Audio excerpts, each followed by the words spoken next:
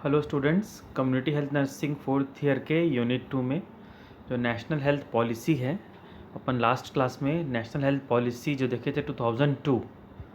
अब हम लोग देखते हैं आज नेशनल हेल्थ पॉलिसी 1983। आपके सिलेबस में दोनों हेल्थ पॉलिसी दिया हुआ है, लेकिन करेंटली अभी जो है वो third national health policy running है इंडिया में, क्योंकि नेशनल हेल्थ पॉलिसी 2017 है। उसके भी नोट्स मैं आपसे शेयर कर दूंगा। तो आज अपन देखते हैं नेशनल हेल्थ पॉलिसी 1983। बेसिक चीज़ ये जानते हैं कि नेशनल हेल्थ पॉलिसी 1983 इंडिया की पहली नेशनल हेल्थ पॉलिसी थी, क्योंकि अपन देखते हैं कि पुराना ट्रेंड जो है 5 ईयर प्लान्स का था। ठीक है, तो 5 ईयर प्लान में कमिटीज़ ने सजेस्ट किया था कि अपने को हेल्थ सिस्टम को डील करना है, तो उसके लिए अलग से हेल्थ पॉलिसी इंडिया को बनानी चाहिए। ठीक है, और हेल्थ पॉलिसी बनाने का मेन गवर्नमेंट का कारण ये होता है कि किसी भी काम को टारगेट बेस्ड कंप्लीट करना हो, ठीक है, या किसी भी इंडिकेटर्स को सामने लाकर उसके लिए बहुत ही अच्छे तरीके से काम करना हो, तो हमको एक पॉलिसी लानी पड़ती है। पॉलिसी मतलब एक नियम या एक तरीके का टारगेट, ठीक है, या एक तरीके का गाइडलाइन, जिसके बेसिस पे हमको आने वाले कुछ समय तक काम करना है। ठीक है, तो नेशनल हेल्थ पॉलिसी 1983, इसमें सबसे इम्पॉर्टेंट चीज़ ये है कि नेशनल हेल्थ पॉलिसी 1983 में जो WHO और यूनिसेफ के द्वारा आल्मा आटा जो सम्मेलन हुआ था, ठीक है, वहाँ पर पूरी कंट्री को, वर्ल्ड की पूरी कंट्री को टारगेट दिया गया था कि सारी country health for all by 2000 AD achieve करें। इसका मतलब ये है कि सारी कंट्री मिल के हेल्थ के लिए काम करें, ताकि उनके हर एक लोगों तक, उन हर एक अलग अलग कंट्री में हर एक लोगों तक हेल्थ फैसिलिटीज़ सभी के पहुंच में हो। ठीक है, चाहे वो ट्राइबल एरिया में रहता हो, चाहे विलेज में रहता हो, चाहे हिली एरिया में रहता हो, चाहे सिटी में रहता हो, जहाँ भी रहता हो वहाँ तक हमारी हेल्थ फैसिलिटी का पहुँच होना चाहिए। ये WHO और यूनिसेफ ने सारे वर्ल्ड की सारे कंट्रीज़ को, मेंबर कंट्रीज़ को टारगेट दिया था कि आपको अचीव करना है health for all by 2000 AD। ठीक है, तो अपन अब देखते हैं national health policy 1983।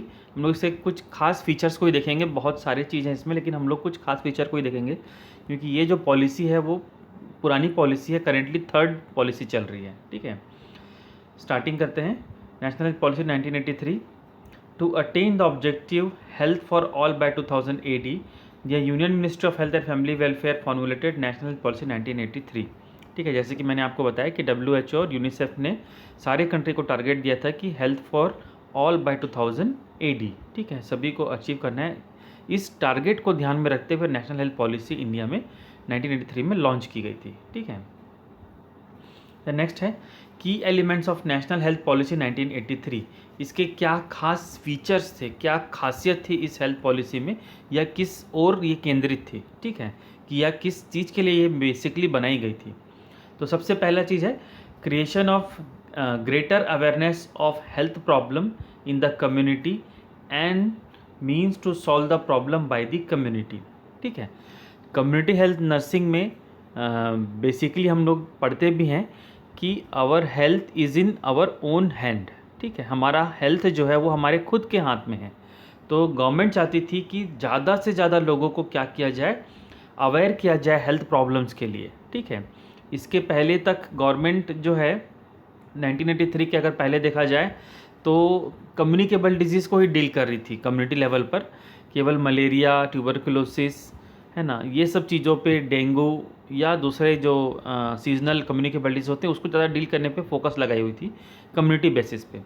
Preventive promotive aspect पे उतना ज़्यादा काम नहीं होता था। ठीक है, उस समय पे गवर्नमेंट चाहती थी कि लोगों को ज़्यादा से ज़्यादा अवेयर किया जाए, ताकि जो भी कम्युनिटी प्रॉब्लम्स हैं उनको solve the problems bye the community, community के द्वारा ही क्या कर दिया जाए, उसका सोल्यूशन निकाल दिया जाए। जैसे कि मलेरिया का प्रॉब्लम उस समय कॉमन, एकदम कॉमन प्रॉब्लम था कि बहुत सारे लोग मलेरिया के कारण ही मर जाते थे। ठीक है, तो कम्युनिटी को अवेयर किया जाए कि मलेरिया होता क्या है, बीमारी कैसे फैलता है, मच्छर कैसे पनपते हैं। ठीक है, तो अगर कम्युनिटी अवेयर हो जाएगी तो वो गड्ढों में पानी जमा होने नहीं देगी, तो ये प्रॉब्लम ऑटोमेटिकली सॉल्व हो जाएगा। ठीक है, तो इस तरीके का अप्रोच उस समय लगाया गया था। देन सेकंड है supply of safe drinking water and basic sanitation using technology that people can afford. ठीक है, सबसे ज़्यादा जो डायरियल डिजीज़ है या दूसरे कम्युनिकेबल डिजीज़ हैं, ठीक है, या इन्फेक्टिव डिजीज़ है, उसमें सबसे बड़ा कारण होता है सेफ़ ड्रिंकिंग वाटर नहीं मिल पाना लोगों को, ठीक है। तो लोग क्या करेंगे, कुएं से पिएंगे या कहीं नदी नालों से पानी ला के पिएंगे। उस समय पे ऐसा ही चलता था, ठीक है। तो गवर्नमेंट का ये था कि टारगेट कि सेफ़ ड्रिंकिंग वाटर सप्लाई सभी तक पहुंचना चाहिए, ठीक है। लेकिन ये जो टारगेट है वो आज भी बहुत लेवल तक कंप्लीट नहीं हो पाया है, ठीक है। और basic sanitation using technology that people can afford, ठीक है। जैसे कि अभी आप लोग देखते हैं ओपन डेफिकेशन फ्री का कॉन्सेप्ट लाया गया था। तो ये फर्स्ट जब नेशनल हेल्थ पॉलिसी आई थी तो उस समय भी इसके ऊपर फोकस रखा गया था कि लोगों के घर में टॉयलेट बने, ठीक है। और अगर हम लोग देखें 90s में 93, 94, 95, 96, 97 तक में भी अगर देखेंगे तो बहुत जगह पर टॉयलेट्स बने थे। इवन 2000 में भी बने थे, 2000 के बाद 2003, 4, 5 में भी। लेकिन वो टॉयलेट इतने पुअर क्वालिटी के थे, उसमें प्रॉपर स्टैंडर्ड फॉलो नहीं किया गया था, मतलब कि वो यूज़र फ्रेंडली बिल्कुल नहीं था, जिसके कारण से वो सिर्फ शो पीस रह गया। टॉयलेट बना दिया गया लेकिन उसमें पानी का फैसिलिटी नहीं था, लोग यूज़ ही नहीं करते थे, ठीक है। तो वो फ्लॉप शो रहा। सेफ ड्रिंकिंग वाटर सप्लाई भी बहुत हद तक लोगों तक ये पहुंच ही नहीं पाया, ठीक है। तो थर्ड है reduction of existing imbalance in health services by concentrating more on the rural health infrastructure, ठीक है। बेसिकली हेल्थ सर्विसेज को क्या करना है, इम्बैलेंस जो बना हुआ है, ठीक है। किसका इम्बैलेंस, हेल्थ सर्विसेज का। सिटीज़ में देखेंगे तो हेल्थ सर्विसेज लोगों के आसानी से पहुंच में है, लेकिन रूरल एरिया में देखेंगे तो पहुंच में नहीं है। तो इस चीज़ को डील करने के लिए बेसिकली क्या करना था, रूरल हेल्थ इंफ्रास्ट्रक्चर को, जितने भी सब सेंटर, पीएचसी, सीएचसीज़ हैं, इनका डेवलपमेंट करना बहुत ज़रूरी था। तभी ये जो हम लोग हेल्थ सर्विसेज का गैप है उसको अचीव कर पाएंगे। तो उसमें फोकस रखा गया कि अब हमको रूरल हेल्थ इंफ्रास्ट्रक्चर को बढ़ाना है। तो डेफिनेटली है कि नंबर ऑफ़ पीएचसी, सीएचसी भी बढ़ेंगे और एग्जिस्टिंग पीएचसी, सीएचसी का जो रिनोवेशन है या अपग्रेडेशन है, ये सब भी इसमें इंक्लूड होगा। नेक्स्ट की फीचर देखते हैं, establishment of dynamic health management information system to support health planning and health program implementation, ठीक है। ये बहुत ही ज़रूरी था कि हेल्थ प्रोग्राम तो चल रहा है, वो कंप्यूटर का युग भी नहीं था उस समय, ठीक है। चल रहा है, इसका मॉनिटरिंग कर पाना, इसको इवेलुएट कर पाना बहुत ही मुश्किल टास्क था, ठीक है। और आमतौर पर फर्जीवाड़ा करना इसमें बहुत ही कॉमन था, ठीक है। क्योंकि उतना ज़्यादा मॉनिटरिंग फैसिलिटी या उतना ज़्यादा मॉडर्नाइजेशन, कंप्यूटराइजेशन नहीं हुआ था। तो उस समय पे क्या था, dynamic health management information system, एक ऐसा इंफॉर्मेशन सिस्टम बनाना कि जो कि काम का रिपोर्टिंग और उसका रिकॉर्डिंग एक्यूरेटली ज़्यादा से ज़्यादा अच्छे तरीके से कर सके। इसका फ़ायदा ये मिलता है कि गवर्नमेंट को सही तरीके के डाटा प्रोवाइड होते हैं, ठीक है। गवर्नमेंट हाथ पैर मार रही है कि हमको मलेरिया रिडक्शन कम करना है, ठीक है। लेकिन उसका एक्चुअल स्प्रेड क्या है कंट्री में, प्रैक्टिकली वो लोगों तक पहुंच रहा है कि नहीं पहुंच रहा है, उसको इवेलुएट करने के लिए बहुत सीमित सिस्टम काम करते थे। तो सबसे पहले ये था कि हमको सिस्टम बनाना है कि हमारे काम को हम लोग मेजर कर सकें, ठीक है।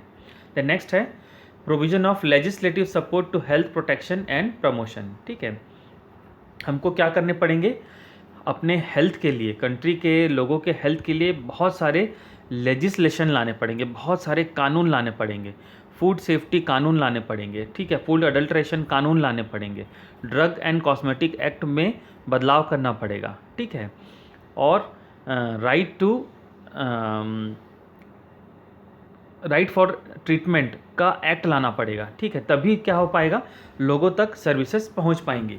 तो लेजिस्लेटिव सपोर्ट, ठीक है, मतलब कि कानून लाना, ठीक है। किसके लिए कानून लाना, हेल्थ फैसिलिटीज़ को बेटर बनाने के लिए, हेल्थ फैसिलिटी की क्वालिटी इंप्रूव करने के लिए और इसका सभी लोगों तक पहुंच बनाने के लिए क्या बनाना, कानून लाना, ठीक है।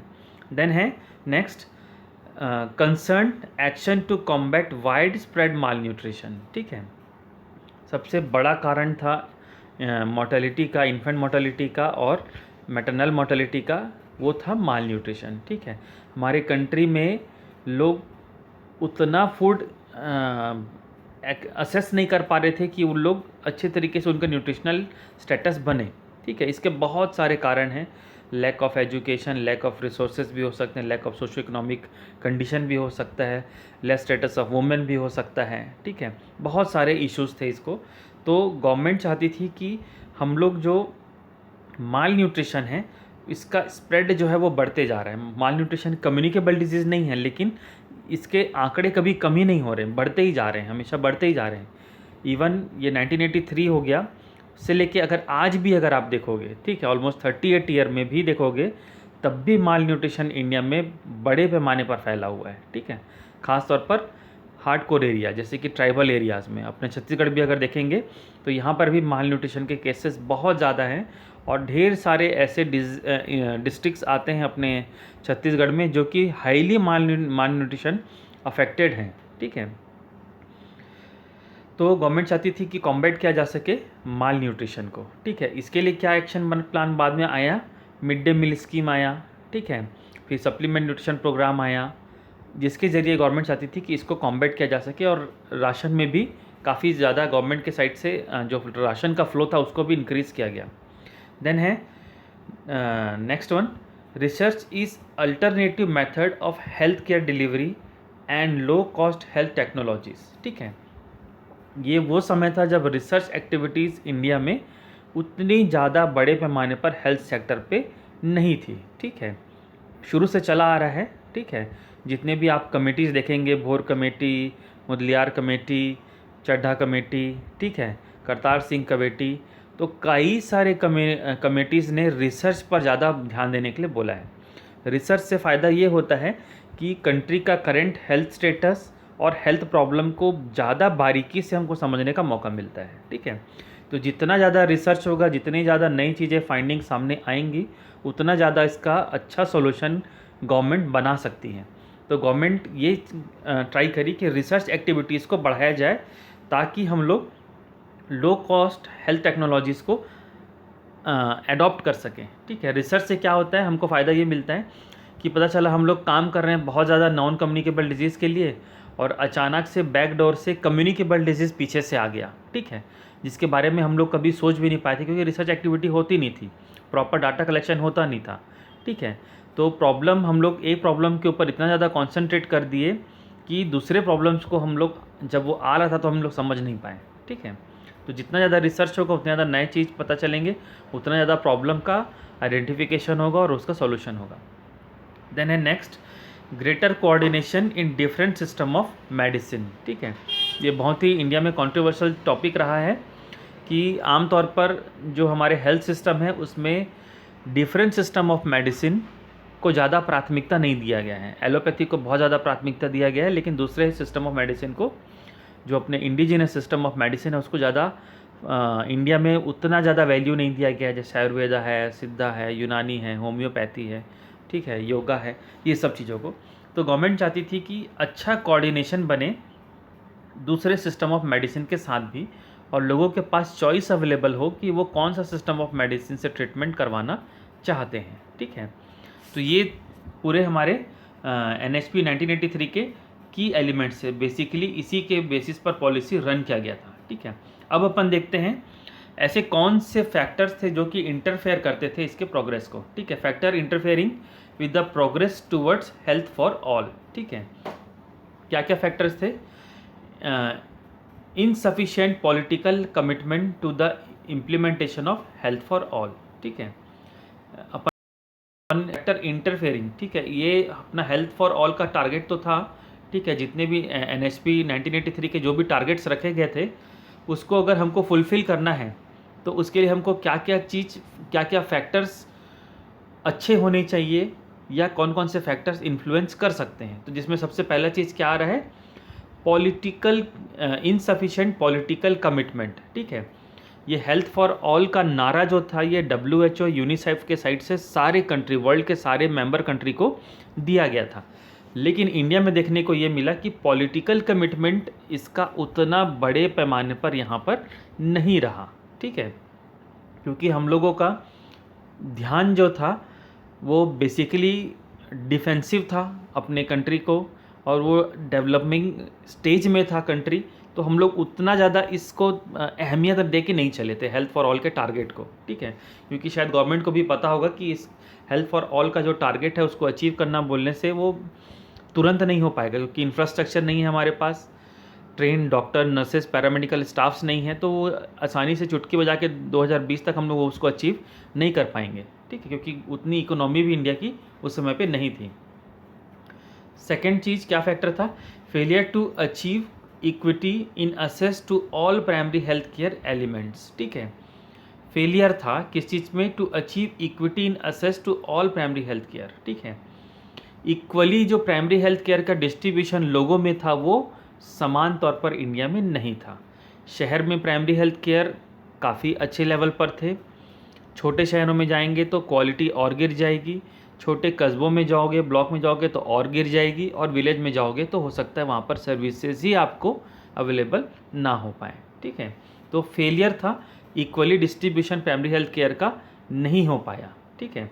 Then third, the continuing low status of women, शुरू से देखने में यही आ रहा था कि वुमेन का स्टेटस लो है, जबकि किसी भी फैमिली का जो सबसे बड़ा स्ट्रक्चरल लोड जो लेता है वो कौन लेता है, वुमेन्स लेते हैं, ठीक है। किसी भी फैमिली का बेस कौन होता है, घर को संभालने वाला वुमेन, ठीक है। मेंस जो हैं वो ज़्यादा डोमिनेटिंग होते हैं वुमेन्स के लिए, ठीक है, क्योंकि वो इंडियन कल्चर में ये है कि फैमिली में सबसे ज़्यादा इम्पोर्टेंस जेंट्स को दिया जाता है ना, पापा को दिया जाता है, मम्मी को उतना ज़्यादा वैल्यू नहीं दिया जाता है, तो उनकी हेल्थ नीड बहुत ज़्यादा है, ठीक है। तो अगर वुमेन का स्टेटस ही लो रहेगा तो वो फैमिली को उस अच्छे हेल्थ स्टेटस में ला नहीं पाएगी।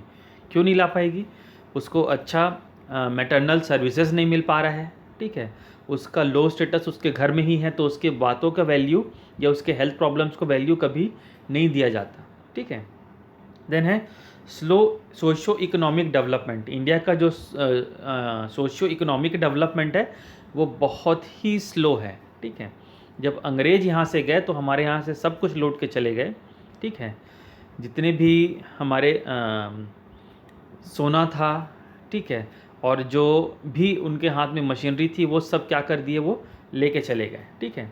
तो इंडिया का जो सोशो इकोनॉमिक डेवलपमेंट है वो काफ़ी स्लो था, क्योंकि यहाँ पर हमारे पास ढंग से स्कूल नहीं है, लो स्टेटस ऑफ वुमेन है, ठीक है, लोगों के हाथ में इकोनॉमी नहीं है, हमारे गवर्नमेंट का भी जो इकोनॉमी फ्लो है, ठीक है, इकोनॉमी फ्लो कब आता है, जब मार्केट में लोगों के हाथ में पैसा होता है और मार्केट में डिमांड क्रिएट होता है, तो लोग पैसा खरीदते हैं, तो गवर्नमेंट को टैक्सेस के जरिए पैसा मिलते हैं, ठीक है।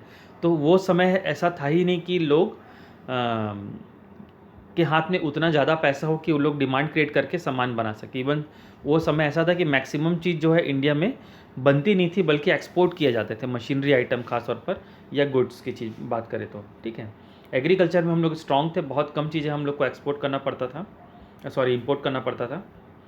द नेक्स्ट फैक्टर था difficulty in achieving intersectoral action for health, ठीक है। इंटरसेक्टरल मतलब कभी कभी हमको एक हेल्थ गोल को अचीव करने के लिए दूसरे डिपार्टमेंट का भी हेल्प लेना पड़ता है। तो यहाँ पर क्या हुआ, बहुत ज़्यादा डिफ़िकल्ट हुआ कि दूसरे डिपार्टमेंट को हेल्थ के मसले पर साथ में लेके काम किया जाए, ठीक है। जैसे कि सैनिटेशन का प्रॉब्लम है, लोग सैनिटेशन प्रैक्टिसेस अडॉप्ट नहीं कर रहे हैं क्योंकि टॉयलेट बने उनके घर में लेकिन वहाँ पानी नहीं है। अब यहाँ पर इंटरसेक्टरल कोऑर्डिनेशन की ज़रूरत क्या है, पंचायत विभाग को भी हमको साथ में लेना पड़ेगा कि भाई आप यहाँ पर टॉयलेट फैसिलिटी प्रोवाइड करवाइए, पानी प्रोवाइड करवाइए, पीएचई को भी लेना पड़ेगा, ठीक है, पब्लिक हेल्थ इंजीनियरिंग को भी लेना पड़ेगा कि आप यहाँ पर ड्रेनेज सिस्टम करवाइए, पानी अवेलेबल कराइए ताकि लोग यूज़ करें। लेकिन इसका कोऑर्डिनेशन लोगों तक डिपार्टमेंट में नहीं हो पाया, जो भी एक कारण था कि हेल्थ फॉर ऑल अचीव नहीं कर पाया गया, ठीक है। Then unbalance distribution and a weak support for human resource, ठीक है। अनबैलेंस डिस्ट्रीब्यूशन, गवर्नमेंट ने कभी ध्यान ही नहीं दिया इस बारे में कि उनको मैन पावर डेवलपमेंट करना चाहिए, ज़्यादा से ज़्यादा मेडिकल कॉलेजेस, नर्सिंग कॉलेजेस खोलने चाहिए, ये गवर्नमेंट बिल्कुल ध्यान नहीं दिया, ठीक है। जिसका कारण ये है कि हम लोगों को समय पर मैन पावर नहीं मिल पाया, मैन पावर नहीं मिल पाने के कारण से हेल्थ सर्विसेज अधर में लटक गई, ठीक है। देन है wide spread inadequacy of health promotion activities, ठीक है। लोगों को हम लोग क्या कर रहे थे केवल क्यूरेटिव सर्विसेज और लिमिटेड अमाउंट पे प्रिवेंटिव सर्विसेज दे रहे थे, जिस जो कि खास तौर पर वैक्सीनेशन ही बस था। ठीक है, तो हम लोग हेल्थ प्रमोशन के लिए लोगों तक कभी भी अपने आप को गवर्नमेंट पहुंचा नहीं पाई। ठीक है, तो हेल्थ प्रमोशन का जो सर्विसेज है गवर्नमेंट के साइड से एक्टिविटी है वो क्या था, बिल्कुल भी नहीं के बराबर था। ठीक है, देन है next weak health information system and no baseline data. ठीक है, आज के जगह पे देखें तो ज़बरदस्त हेल्थ इंफॉर्मेशन सिस्टम है, जो अपन IDS भी अपन देखते हैं। ठीक है, MIS देखते हैं। ठीक है, तो उसके ज़रिए क्या है, आजकल इंटरनेट का इतना अच्छा असेसिबिलिटी है और इतने अच्छे अच्छे सॉफ्टवेयर आ गए हैं, गवर्नमेंट के मॉनिटरिंग सिस्टम इतना अच्छा आ गया है कि बहुत अच्छे तरीके से हेल्थ इंफॉर्मेशन सिस्टम काम कर रहा है। ठीक है, जैसे कि आप कोविड में देखते होंगे कि इंडिया का हर दिन का डाटा आ जाता है कि आज इतने लोग संक्रमित हुए, आज इतने लोग रिकवर हुए, आज इतने लोगों की डेथ हुए। कैसे आ गया, क्योंकि एक ही दिन में इन्फॉर्मेशन उस खास पोर्टल में एंट्री किया जा रहा है। तो उस समय पर ऐसा कोई इन्फॉर्मेशन सिस्टम नहीं था, जिसके कारण से भी हेल्थ फॉर ऑल का टारगेट अचीव होने में काफ़ी मुश्किल गया। नेक्स्ट जो फैक्टर था वो था pollution, poor food safety and lack of water supply and sanitation. ठीक है, पॉल्यूशन सबसे बड़ा कारण।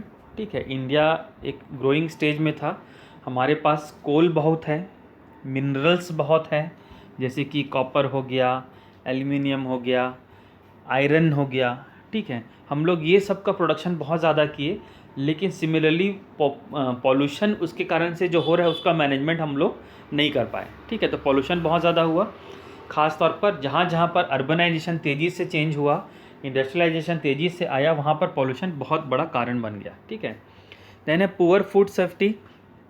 बिल्कुल भी हमारे यहाँ पर फूड सेफ्टी के लिए लोग आज भी अगर देखें तो बहुत ज़्यादा अवेयरनेस नहीं है। फूड सेफ्टी रेगुलेशन गवर्नमेंट के साइड से ज़बरदस्त बनाए गए हैं, लेकिन उसका मॉनिटरिंग बहुत ही फिसड्डी है ना, जिसके कारण से क्या है, अच्छे तरीके से मॉनिटरिंग नहीं होने के कारण से लोगों को क्वालिटी फूड नहीं मिल पाता, एडल्ट्रेटेड फूड मिलता है। ठीक है, मिलावटखोरी उस समय बहुत ज़्यादा था। ठीक है, तो फूड सेफ्टी अच्छा नहीं था। Then lack of water supply and sanitation facilities. ठीक है, तो अपन पहले भी देख चुके हैं।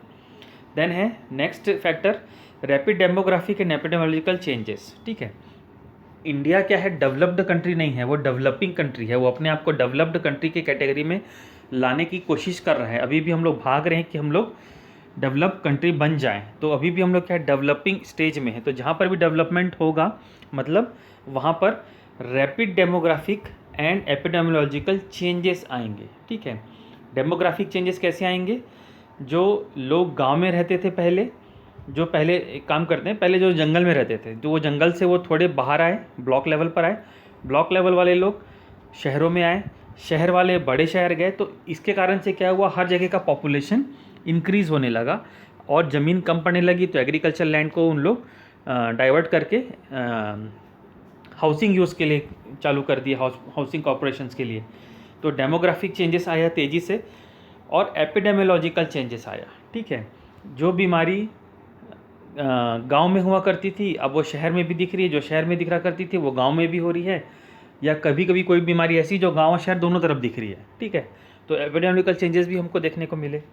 देन है inappropriate use of and allocation of resources, high cost technology. ठीक है, inappropriate and allocation of resources. ठीक है, जो हमारा रिसोर्सेज था, चाहे वो मेडिसिन सप्लाईज़ हों या दूसरे आर्टिकल्स हों, ठीक है, या जो दूसरे मशीनरी हों, उसका क्या था, एलोकेशन जितना डिमांड था उस हिसाब से वो नहीं आ रहा था। ठीक है, हम लोगों को एक अच्छा लेबोरेटरी टेस्ट करने के लिए सपोज़ यहाँ पर एक मशीन चाहिए, एक हमको ऑटो एनालाइज़र चाहिए, या एक माइक्रोस्कोप चाहिए, एक लाइट माइक्रोस्कोप चाहिए, एक इलेक्ट्रॉनिक माइक्रोस्कोप चाहिए, तो ये सब चीज़ चाहिए, लेकिन आ रहा है केवल नॉर्मल माइक्रोस्कोप। तो उससे हम लोगों का जो रिसोर्सेज का डिमांड है वो फुलफ़िल नहीं होगा, तो सीधी सी बात है हमारी जो सर्विस क्वालिटी है वो गिर जाएगी। ठीक है, देन है natural and man made disaster. और ये समय ऐसा था जब नेचुरल और मैन मेड डिज़ास्टर भी आए। ठीक है, करगिल युद्ध आया, मैन मेड डिज़ास्टर है। ठीक है, फिर जो कई कंट्रीज़ में सिविल वॉर चले, ये भी एक तरीके का वही है। फिर मैन मेड डिज़ास्टर में माइग्रेशन भी हुआ बड़े पैमाने पर। ठीक है, जो 1983 में जब इंदिरा गांधी को मारा गया था, ठीक है, 1984 में, सॉरी।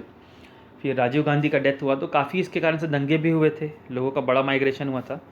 और नेचुरल डिज़ास्टर्स की अगर बात करें तो ज़बरदस्त गुजरात में, मध्य प्रदेश में भूकंप आया था, ठीक है। फिर प्लेग आया था गुजरात में। तो ये सब के कारण भी हम लोग हेल्थ फॉर ऑल के टारगेट को अचीव नहीं कर पाए, ठीक है। तो ये था आज का हमारा टॉपिक, नेशनल हेल्थ पॉलिसी 1983। जो सबसे ज़्यादा इम्पॉर्टेंट है आप लोगों का, वो नेशनल हेल्थ पॉलिसी 2002 है। सिलेबस में 2017 वाला तो है ही नहीं, 1983 और 2002 है, लेकिन 2017 भी मैं आप लोग को भेज रहा हूँ, तो उसको भी आप लोग ज़रूर से पढ़िएगा। Thank you very much.